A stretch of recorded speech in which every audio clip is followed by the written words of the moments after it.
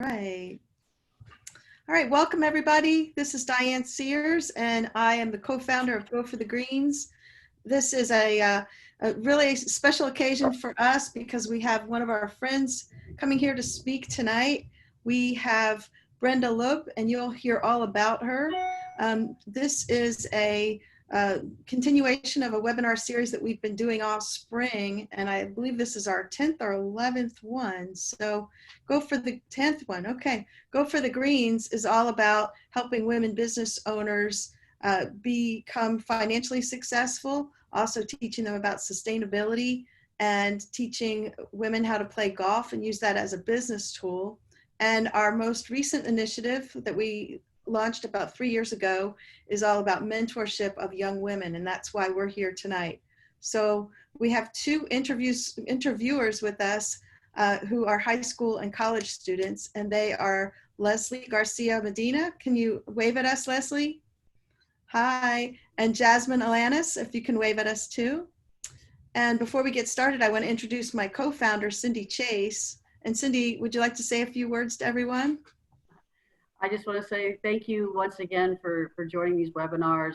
Leslie and Jasmin, you all continue to always impress me with all your intelligent questions and the way that you're running this. And for those of you that are just joining us, please make sure you have a lot of fun, ask a lot of questions. Diane will go through the chat room and welcome Brenda for the first time. And for those of you that haven't been on, haven't had the opportunity to see us, we are on YouTube, so you just click on Go for the Greens webinars, and you will see the YouTube series that we have for both women business owners and then also for the mentorship program.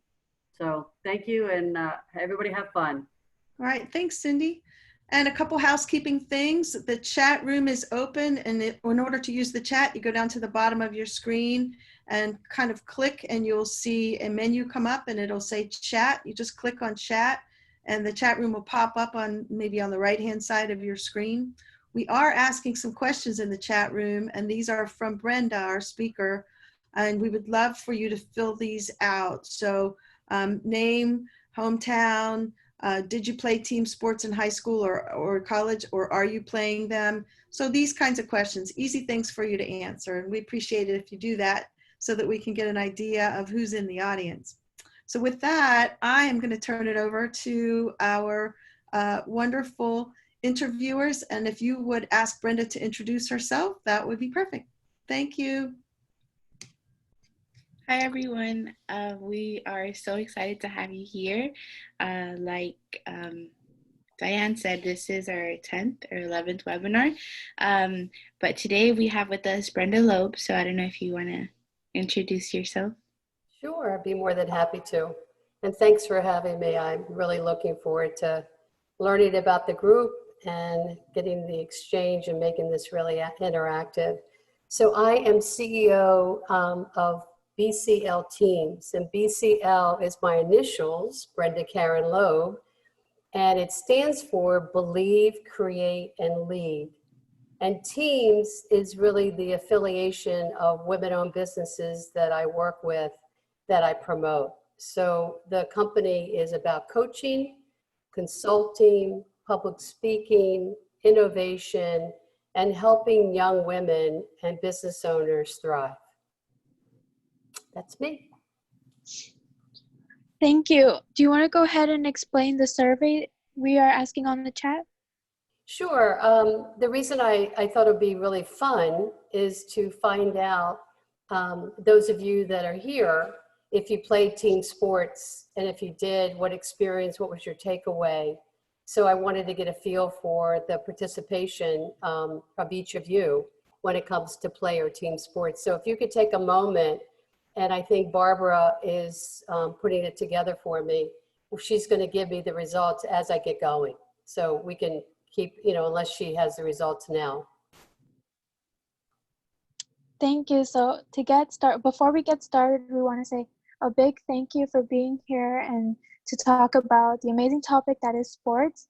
And to get started with our first question, we wanted to ask, what made you passionate about sports and play? That's a great question. And I want to really congratulate both of you for just awesome questions. So what got me started early on as a young little girl, that I played sports very young.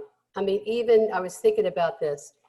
You believe it or not, we competed to see who did the dishes at night.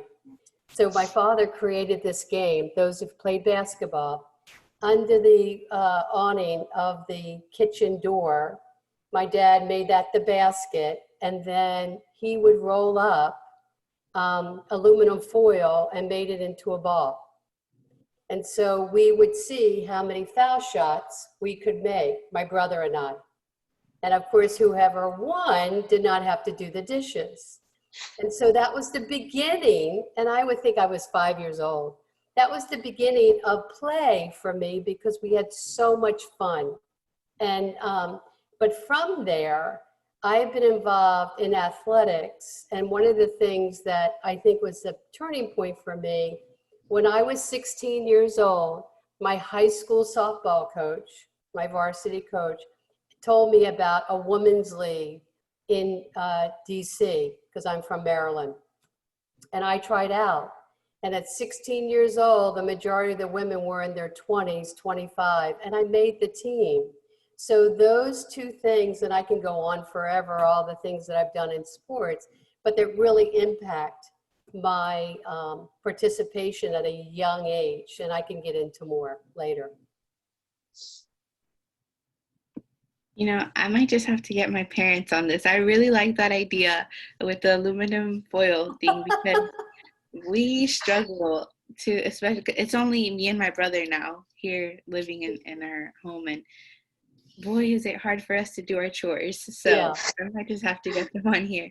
Our second question is, what are the benefits that play brings to our lives? Okay. Well, this is a loaded question. There is so much, depending on where you are and your athletic ability and your love of play. And I love to play. So playing sports my entire life, I played 4 varsity sports in high school and I played 2 in college. And what did I learn? And this is what I want to share with everybody, that there's, in my opinion, there's no other experience than sports where you're with the same people every day, and then you play competition and games. So you're with them over time. So because of that, and again, I was young, I didn't realize this until I became older, but what happens is that you start developing these skills, such as learning to communicate, learning to think on your feet.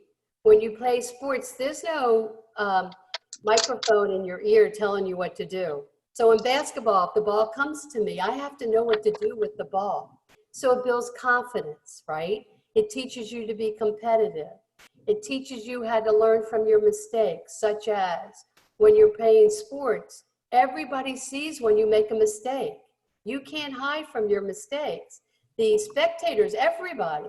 So you have to learn to rebound from that mistake and move on. So that's huge. And what did you learn from that experience?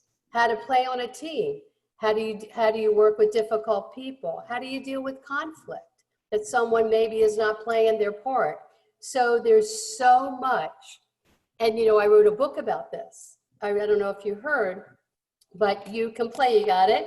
You Can Play, there you go. You Can Play is a leadership book for women, and everybody thought I was going to do a health and fitness book, but I wrote a leadership book because I felt that women who never had a chance to play sports are missing out. They're missing out. So I wrote a book to help them to get in the game and play. Thank you so much. And if I can, I feel like discipline is also a very big thing that you learn within sports, because, you know, you learn to follow the rules, and you learn to, like you said, play in a team. So that definitely does help a lot later on when you start applying for jobs and, you know, pursuing certain careers. So a follow-up question to that would be, where did you benefit the most from your experience? Another great question, but let me add to what you just said too first.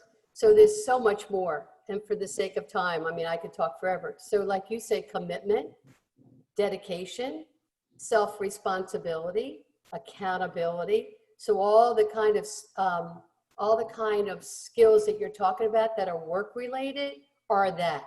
So there's so much more. And then leadership, as far as how to build yourself as a leader and what does that look like. So there's so much more. So I didn't want you to say that there aren't tons of experiences and benefits. So tell me the question again. It was, where did you benefit the most from your experience? Where did I benefit the most?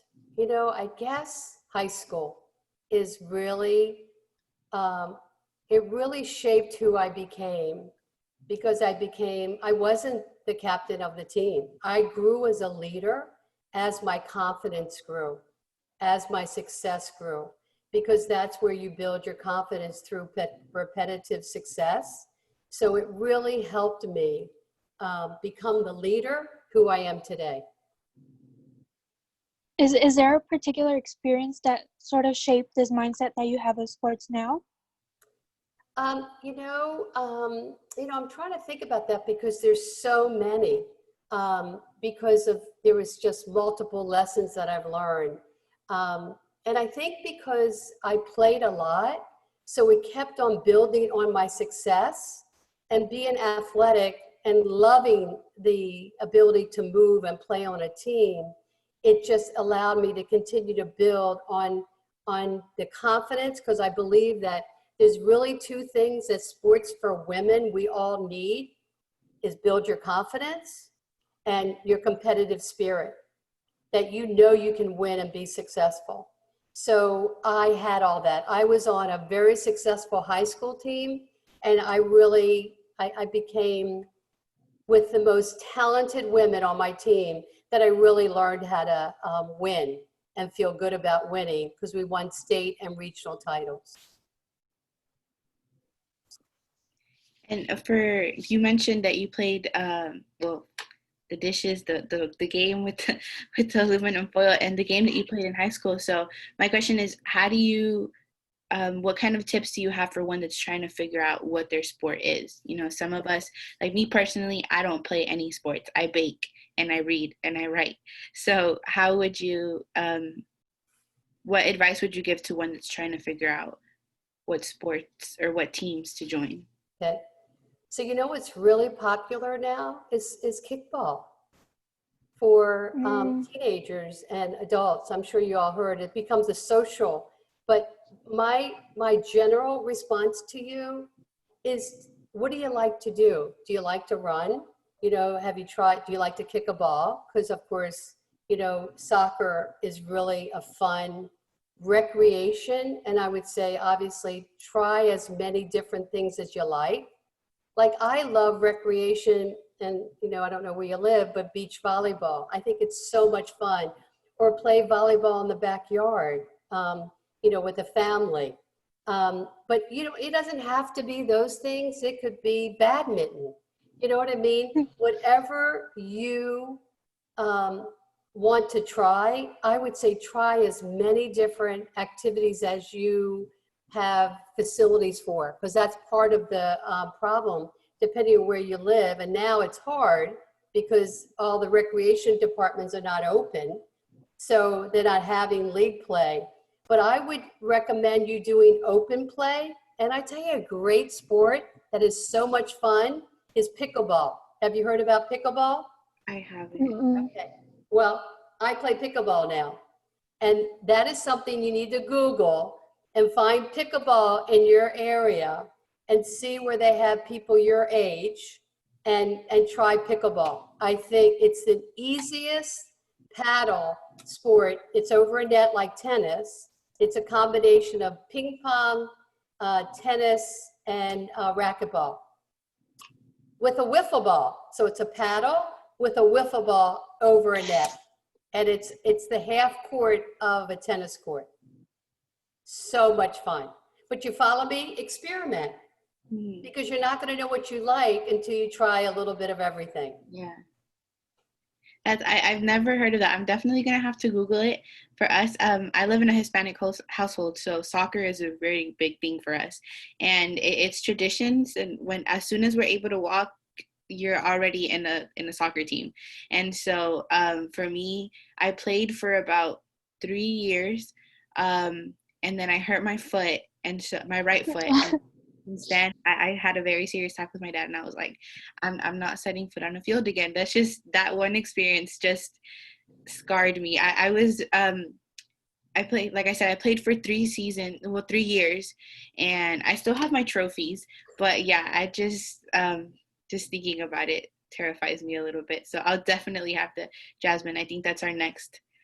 Yeah, I'm actually really glad you brought that up, because as I was reading your book, one point that really resonated with me was the fact that younger kids take their experiences from their childhood and use that as a sort of like an excuse to not play, or it makes them fear pursuing this play.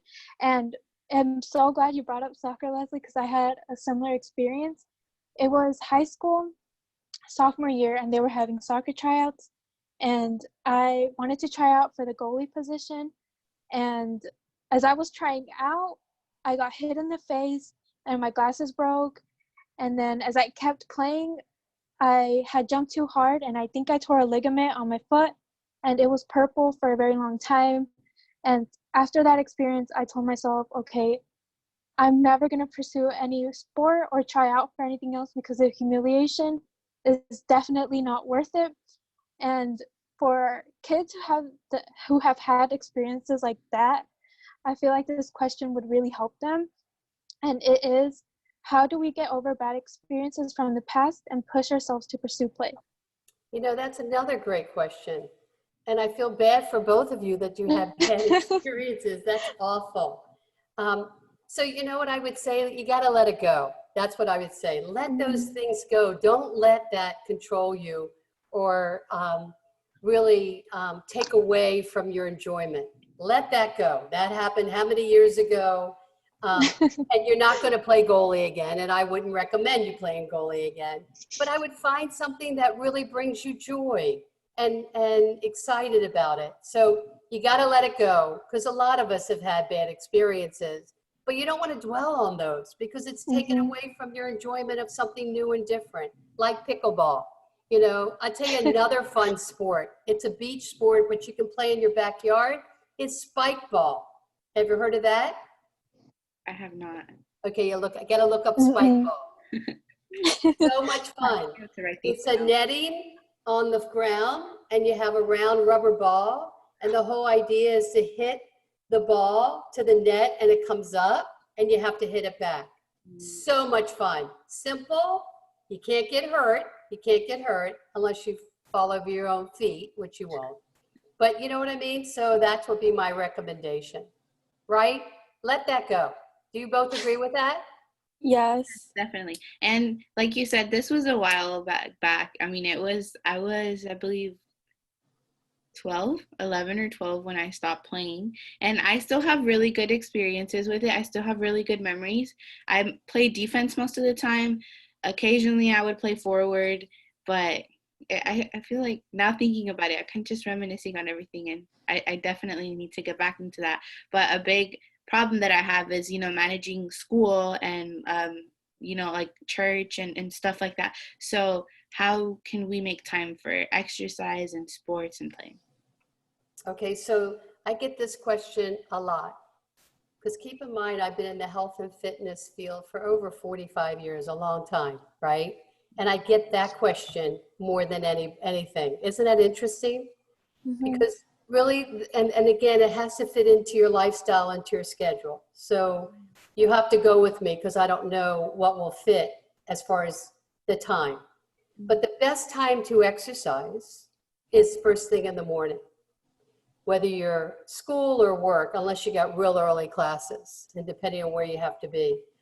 But if you can get up a half an hour early and do 30 minutes of walking and just begin to move your body, because if you're sedentary, and a lot of people, of course, now with this pandemic have been sitting at their chair way too long, and we've got to get up and move. So I created an abbreviation, an acronym called TME, 30 minutes every day, or time for me. So it starts with just keeping it simple of walking. Good, comfortable walking shoes. 15 minutes from your house or your dorm or wherever you are, and 15 minutes back. Then you build on that, because then you start feeling better from moving, because a lot of people are sedentary. So then back to play, again, it comes to making it a priority. It is a way of life. And in time, hopefully you'll feel the benefit and the enjoyment and the success that you've had from whatever activity you're doing. And you'll build on that over time. Like playing pickleball. Do you know what I mean? So that might be a goal of yours, to get to the point where you can begin to find the time to play. Because it has to be a priority. And if you're goal oriented like I am, you set your goal and you work toward that goal. So let's say we were talking about starting to get active. I would say, how many times a week would you be willing to take time to exercise? And most people would say 1 or 2. And I say, okay, great start. So you obviously create that schedule for yourself, and then you build on success. So then it becomes 2, then it becomes 3. And then what I tell people, you want to do something physically active every day, like brushing your teeth, right? Brushing your teeth is a habit. So how can we make physical activity and then lead into play and eventually one kind of sports that you like to do? Does that make sense? Yeah. Okay. Yeah. So sort of thinking about your response, I thought back to another point you made in your book, and it was about how sometimes some people don't do play because they enjoy it. Maybe sometimes they're forced to do it. And for me personally, I started exercising because I felt like I have to for my own health. But one of the things that I do is I run or I walk, and sometimes I just dread waking up in the mornings and doing it. But sort of the point you mentioned was, how can we make that transition between play, the enjoyment, and then having to do it? How do we not force ourselves, but how can we make ourselves enjoy these types of sports when we're forced to do them? So the first thing that comes to mind, and again, whether you're self-motivated like I am, or whether you need something to help motivate you, such as teaming up with somebody, having a walking buddy, because that really helps get people into the enjoyment, and the time goes faster. So what is it about you, your own personality, that will help you find the enjoyment? Because a lot of times with play and the people, it's the people that you enjoy being with. So it's finding that right group of people, whether it be, a league or your family or a group of friends. Hey, let's go play pickleball, or let's go play spike ball, or let's go take a walk together, or let's go biking together. But the whole idea is to make it happen for yourself, because that's really what it is, because it's repetitiveness. So you practice that particular enjoyment, if you will, right? Because a lot of people, you've got to figure out if you are self-motivated or whether you need help. And if you need help, reach out to people and find friends that will do it with you. Does that make sense? Yes, thank you. No, it's something that I definitely do find myself struggling with most of the time. Barb, did you want to add to that? Yeah, I was just going to say, when I was your age, I hated running, but I felt I had to do something. So my roommate said, forget this running. Let's put the music on and let's just dance around the house for a half hour. And we could dance. And I sweat more when I did that than when I actually did my jogging, because I was so slow. But sometimes it's not running or something. It could just be moving. You just have to. Sorry for interrupting, Brenda. No, that's No, great. it's fine. Thanks, Barb. Great input. That reminds me, I don't know if any of y'all, I'm sorry, do you guys watch Grey's Anatomy? I don't know. Okay, well, that actually reminds me of Christina and Meredith, how they dance it out.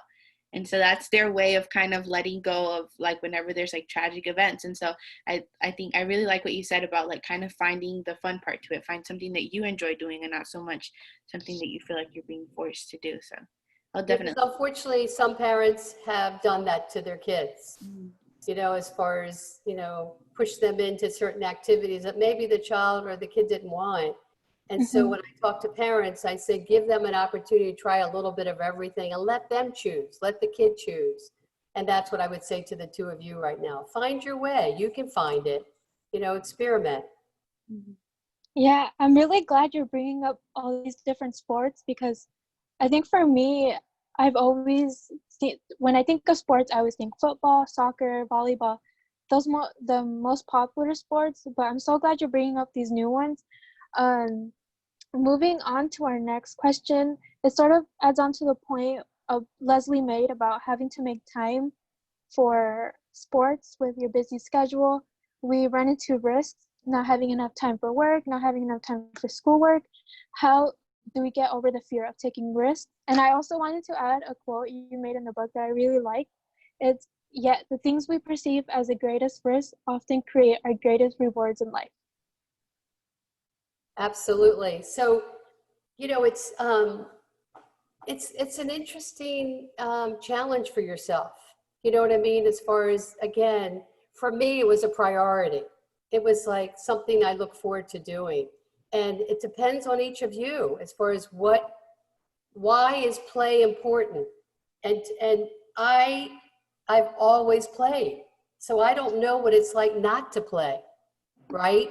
So it's like when you haven't been exposed to it, you don't know that experience. And those that are on the call, and I know we've got other athletes on this call, because I saw the Barb, there was lacrosse and volleyball, right? And basketball. We've had people that are played, you know, they can share what that has done for them. And I don't know if we can open it up to see what it did for them in their life.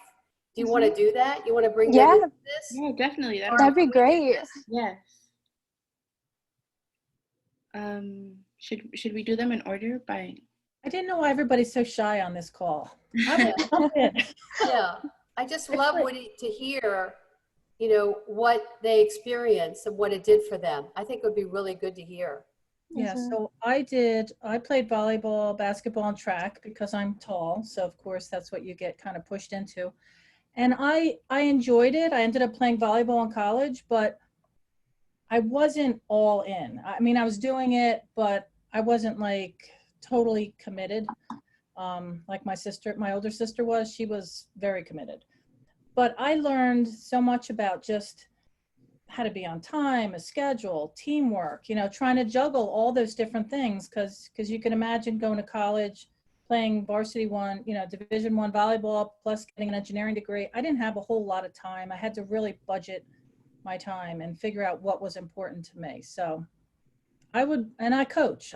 So, I mean, I push it. I think everybody should be involved in something. All right, Diane, you're next. I'm passing the torch to you. Oh, she's muted. Hi, this is Billy, and might surprise you all to know that I play basketball. Even though I am very short, I developed a tremendous hook shot. And Hey, Billy, all right. In fact, the coach of the guys' team or the boys' team in my high school said if they didn't sharpen up their game on their outside shots, that he was going to replace them with me. So they didn't fly very well with the guys, but it was so much fun. I also played softball, I played hind catch and second base because, again, I had a good arm and I could throw over to first very well.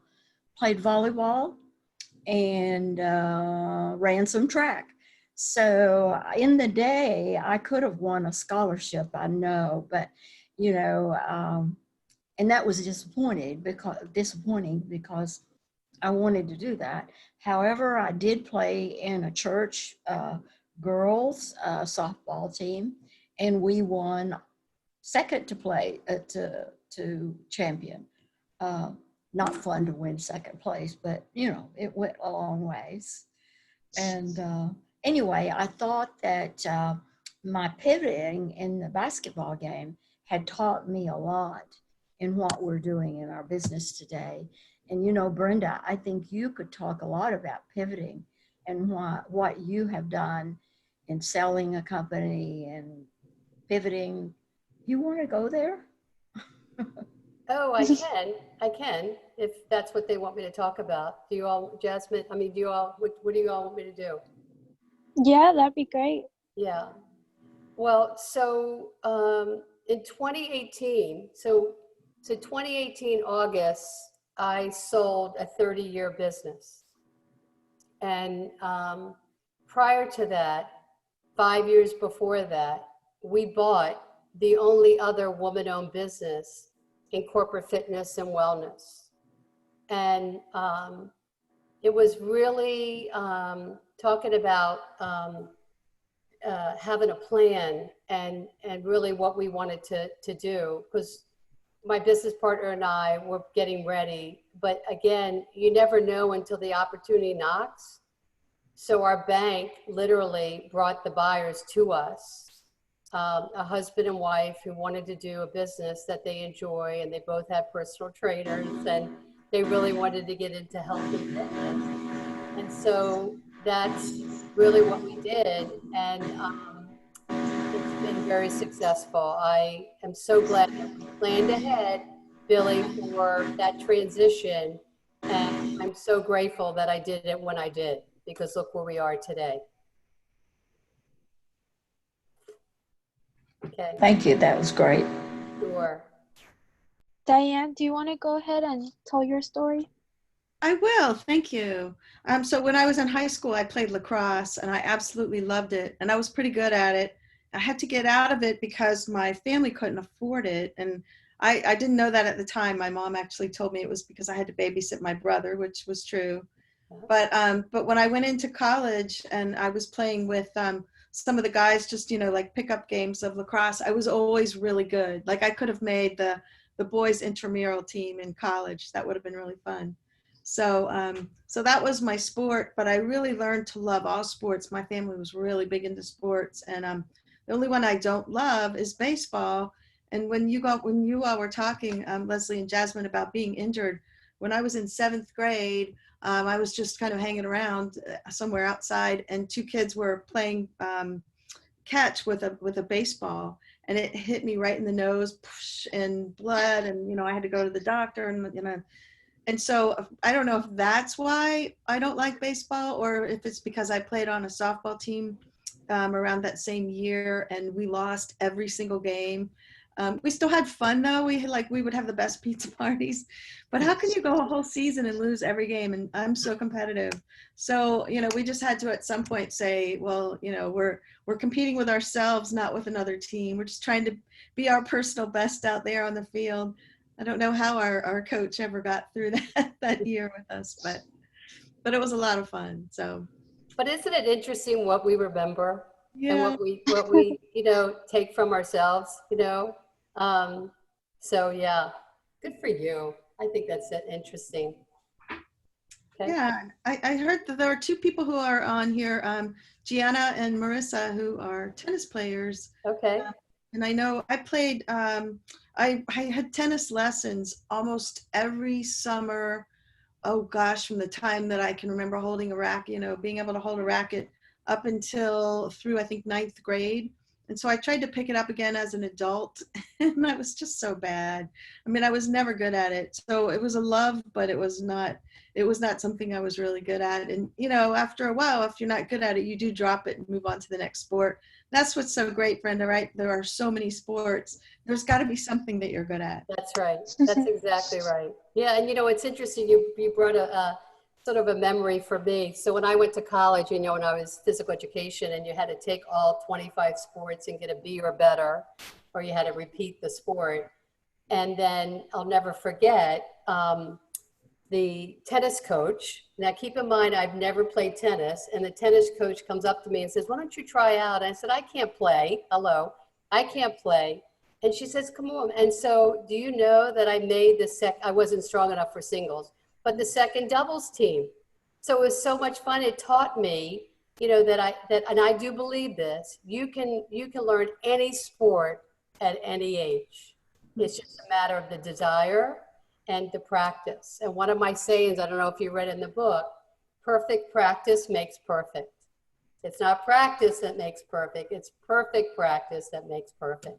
So that's what I did. I practiced every day. I stayed after so I could be part of that team, and I made it. I couldn't believe it. So anyway, that was just another added. There was, I believe, Kathy. She said she played basketball in grade school, and she learned the importance of teamwork and communication, which is something we went over towards the beginning. Yeah, great. Yeah. So my career was ended very early on in 8th grade when I fell and broke my hand. So, and I broke 2 fingers on my hand actually. So, but that was like the extent of my sports, if you will. But I mean, I've always played tennis and all recreationally when I was in high school, and then enjoy today like walking mostly around the track when I can. Awesome. Good for you. I believe Miss Cynthia Washington. I think you're on mute. Yes, how are you? I'm glad I was finally able to see you all. I could hear you, but I couldn't see you for all of the meetings. So happy to be here. You guys are great. Thank you so much. Thank you. Welcome. Yeah, I have 4 children, and as I was listening to you, my husband and I have been committed to really pulling their gifts out of them and really allowing them to do what they love from the start. And I was just listening. I was like, this is such a great conversation because you're so right, Brenda.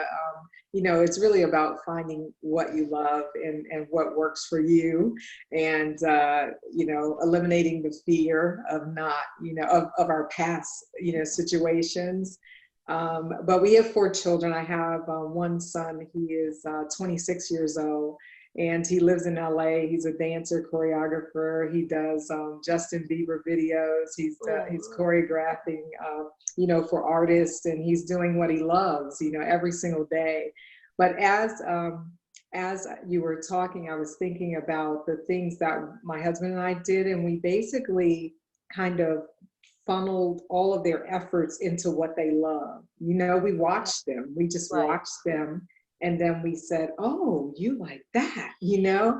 And it was that kind of thing. So everything that we did, we found, you know, dance, but we really tapped into their gifts. Yep. So that was my point. I believe that God gives all of us gifts. So when you find that, you're really going to be so happy doing what you're doing. We have another, our next daughter is 19, and she's a culinary artist. So she's in culinary school now, in culinary management. She's dual majoring in baking and pastry and culinary management because she wants to own her own cafe one day. But she bakes, and her cakes are amazing. But she learned it. It's a gift because my mother-in-law bakes and cooks very well, but she doesn't decorate like that, and she didn't have one class. You know what I mean? It's like, we know that's her gift. In the kitchen, she just loves being in the kitchen. You know, it's just amazing. But my husband and I literally watched them to see what they love to do. Yes. We have a 16-year-old. He wants to be a wildlife photographer, biologist. So he takes the most amazing pictures. And we're from Washington, D.C., but we moved to Florida so my husband could pursue the call of God on his life. And then we're in wildlife land, you know what I mean? So he's just super happy to be here, and it's amazing. So, and then we have a 12-year-old who at 7 years old, she started cutting out, we had a tablecloth.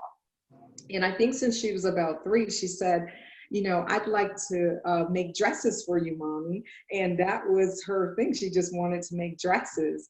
And so we watched her. We celebrate Valentine's Day, and we put a tablecloth, a heart tablecloth, plastic tablecloth on the table. And she said, "Can I have that?" And I said, "Sure." So she literally starts measuring out her stuffed animals and cutting the plastic tablecloth, and she made hats and dresses for the stuffed animals. It was amazing. My husband and I watched them all. that's what she Cynthia, loves. That's Cynthia, awesome. what sport did you play? What sport did you play? Actually, the sports, our kids have never, my oldest No, I son meant played every you. sport. No, you. What sport did you What play? sport did you Oh, play? me personally, I was into gymnastics. I love gymnastics. Oh, Yeah, I love gymnastics. But not into any sports. I do.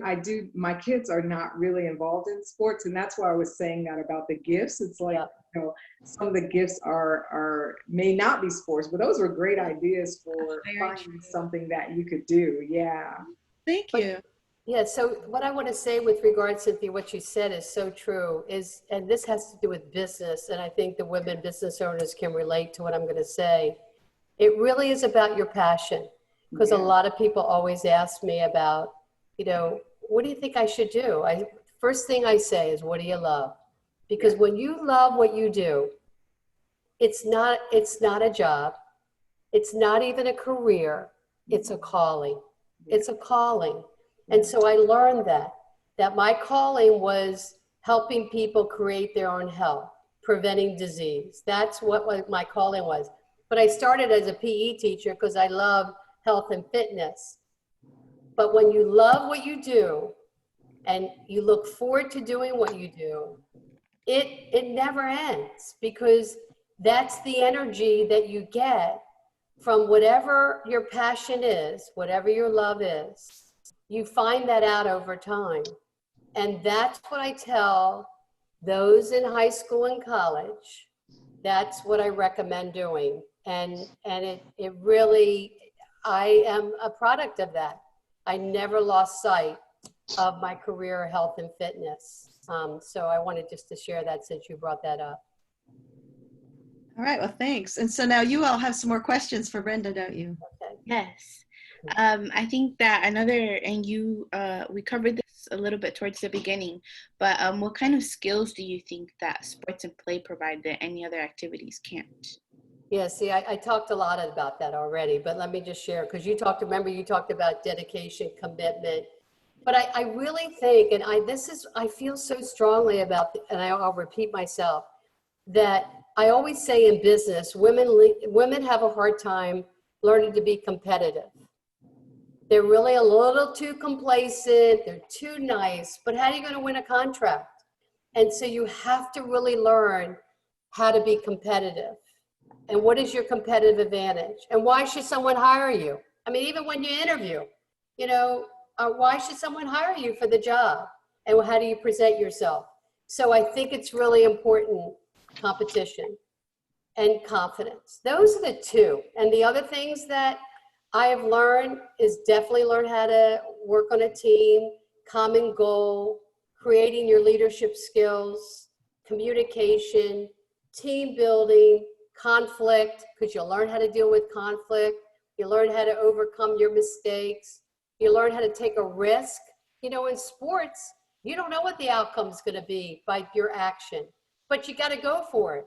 And as you continue to practice, can I tell you the biggest risk in my entire life was owning my business.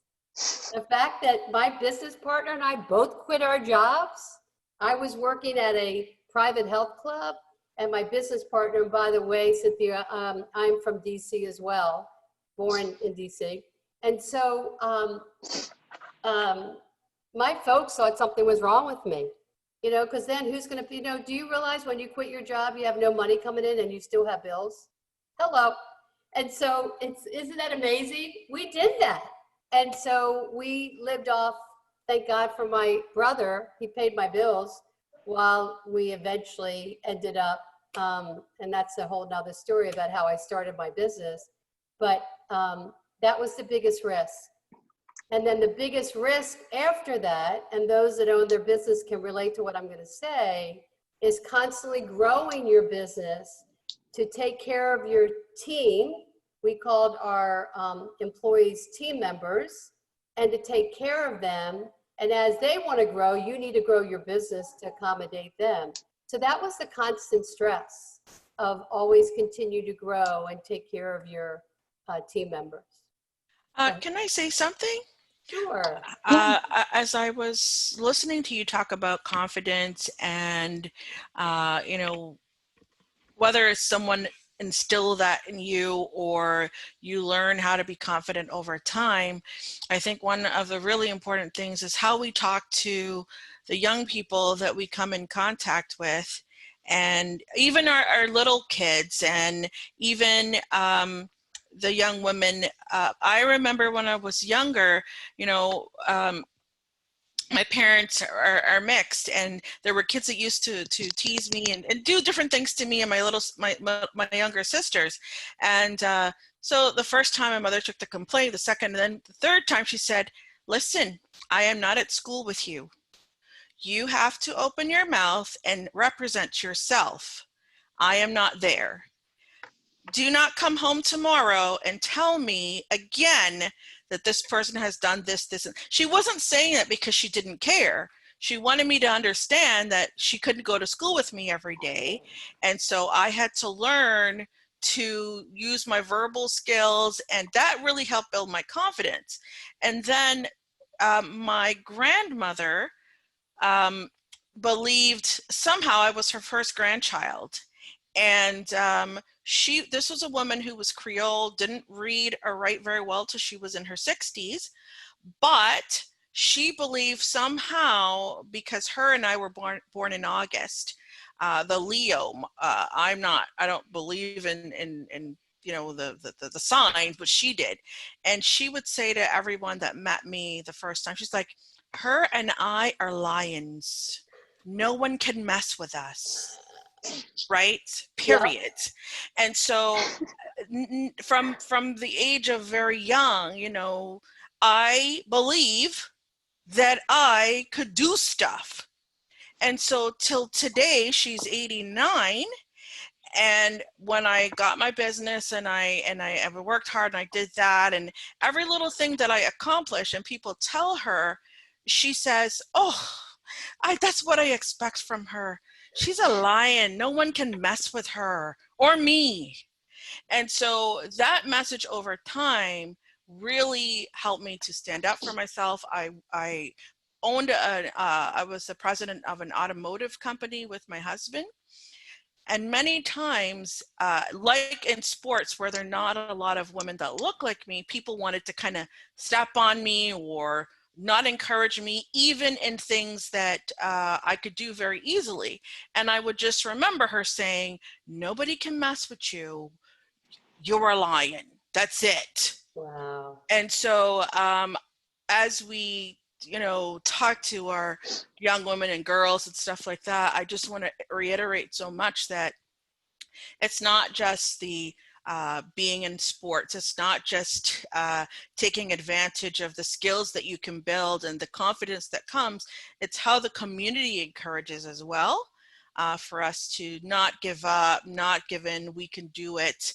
And also when it comes to sport, recognizing that sometimes you have to roar a little bit in order to get yourself worked up, in order to meet that. And that is one thing that I think was so powerful in my life and has really led me in places that I never would have gone before, because that confidence building and understanding that somebody out there didn't tell me I was a princess, not that she didn't think I was cute, but she wanted me to know no one can mess with you unless you let them mess with you. And that was it. Love it. I love it. Great message. But you know, think about these role models that a lot of us have. And it really, if you look inside our families, a lot of us, and it's funny, I had a grandmother as well who believed in me. And she owned her own grocery store. And so early on because everybody says, who's your role model? Who helped you? And you're so right. If you look inside our families, they really have, I mean, you really have to believe in yourself over time, because you really need to, but it's exactly right. Thank you for that. Yeah, thank you so much for all those points. I absolutely love what you said, Natalie, about having to roar sometimes in order to make that confidence come out. And I want to go back to Brenda, your response. You said sometimes we have a tough time being competitive. And going back to your book, you also mentioned that we have a tough time celebrating our victories. And I felt that was really important to ask today, because you mentioned that we don't have a problem celebrating the victories of other people, but when it comes to ourselves, we choose to be modest. And I was wondering if you could explain the importance of celebrating our victories and how we can continue building our confidence, like roaring like a lion, for example. So you're so right. A lot of women have a hard time tooting our own horn. And I will tell you, I'm one of those. And what I learned in my own business, so we had, I mean, for instance, I'll give you an example that helped me. So when we won a contract, meaning that we had a new fitness center, we would get a pizza for everyone. And by the way, Pizza Hut was our choice because it was the only pizza company. So what we did is that as a company, we all celebrated. And so I would make a point to recognize the successes of each of my team, which then was a reflection on me to support them, because I think it has to go both ways. But you as a company or as an individual, you have to value celebration. And so we as a company created that culture to celebrate. And I think that's where it starts, your belief and the fact that you value it. And so it became part of our daily routine. And we would, as a company, share our successes. And then we together celebrated it. So I learned to share some of the things that I've done because it is hard. You know, it is hard. I'd rather share what my employees and my team members did versus myself. Because I'll say, hey, why don't you share what you did today and how you impact? And you took a person stopped taking blood pressure medication. Tell everybody what you did because I knew about it. But that's what you do. You help each other bring it out so we can begin to share together. So I had to overcome that. And so, you know, it's important because then it's okay, because then you value it. You know what I mean? As far as I share, they must share. So we did it together. And that's really how we built our culture. One of the most important things that we did. And every meeting, we started off with a success. So we all went around the room and we shared what we're most proud of and what we, you know, and we helped each other to learn how to share our successes. So that I think is really significant. That's what we did. And it built I continue to grow with that. Does that make sense? Yes, I absolutely love that idea. Yeah. Yeah. For us, when I was in the soccer team, what we would do was every time we lost a game, the next day at practice, and we already knew this, and some of us, we would text each other, be like, hey, are you going to practice? Through our parents' phones, because none of us had a phone at the time. And let's say the score was 6-7, and we lost. So he would take the amount of goals that we made and he would multiply that by 3, and that's how many laps we had to run around the field.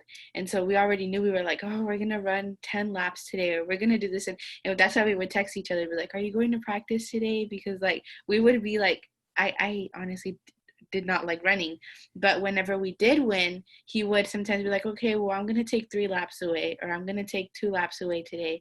And so that the small things, and then sometimes we would get in a circle and we'd be like, hey, well, Zoe, I really liked how you passed the ball to me and like you didn't score it yourself, or like I really like how whenever I needed help with defense, you know, you helped me not allow the ball to reach like to my side, you know, like you were there to support me. And so those are like the little things that kind of motivated us to like, hey, we have to win this game, or we have to like try our best to get, you know, the winning score. So to finalize everything, we had one last question. Okay. And it was, what story has inspired you regarding sports and play in general? What story? So I want to share with you, I think this is a great story. So a colleague of mine years ago said to me, she had a book called Wise Women Speaks. And she lived, her name was Fern. And she wanted me to write a chapter. And she says, Brenda, I'm not going to take no for an answer. And I said to her, Fern, I'm a speaker, I'm not a writer. And so it was a process because I didn't want to write this chapter. And so the name of the chapter, believe it or not, that was 10 years before my book. It was called You Can Play, Your Lifetime Commitment of Taking Care of Yourself. And so what happened was Fern since passed, and I was at my undergrad. I'm just going to share how all this came about for me. In my undergrad, going back to school and presenting to all the exercise science students, I'll never forget this. This student, and I wish I got her name, she says, Brenda, what are you going to do now? 5 years from now, what are you going to do? And this is a true story. I said, and talking about the confidence and book, I said, I'm going to write a book called You Can Play. And I'm going to get on the Oprah Winfrey show. Because I always felt Oprah should have a female personal trainer. And I used to be a personal trainer for heart patients and people in the hospital. And I thought, you know what, I'm going to reach out to Oprah and I'm going to get on her show. Well, unfortunately, Oprah canceled her show. She didn't ask me to cancel her show because I would have been on her show. But my point is this. The impact that people make in your life, you have no idea. It's just a matter of embracing what people, the gifts that you get from the friends and colleagues that you have. And if it wasn't for Fern believing in me that I had something to offer, we probably wouldn't be talking today about You Can Play. And giving me an opportunity and helping build my confidence that, because you know, when you write a book and there's words on that page, you've got to have the confidence to believe that you have something to offer. And I had to overcome that, the doubt, all of that, and say, what do I have to offer? Who am I? But what happened, back to the grandmother, right? That Fern said, I'm not going to take no for an answer. You can do this. And she would not let up. And I have a chapter in Wise Women Speaks, the stepping stones for success. So I want to close with that because that was not sports related, right? It wasn't. You really never know who in your life is going to make that difference to help you feel good about yourself, to allow you to take a risk, because it was a huge risk to write a book. And now people are asking me to write my second book. And so you just never know, because the ending of all of this is that you can play.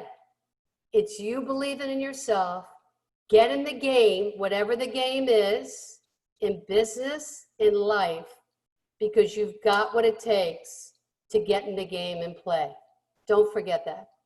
Thank you. Thank you so much. Diane. Yes, that was a great way to end a very inspiring session. Thank you, Brenda. And thank you so much, Jasmine and Leslie. Great questions. And thank you to our audience for participating this time. It's been really fun. All right. And with that, we're getting a lot of claps, and everyone says they'd love to have a group hug. So we're hugging all of you. And thank you, everyone, for being here. Good night. Thank you. Bye-bye. Be safe. Thank you.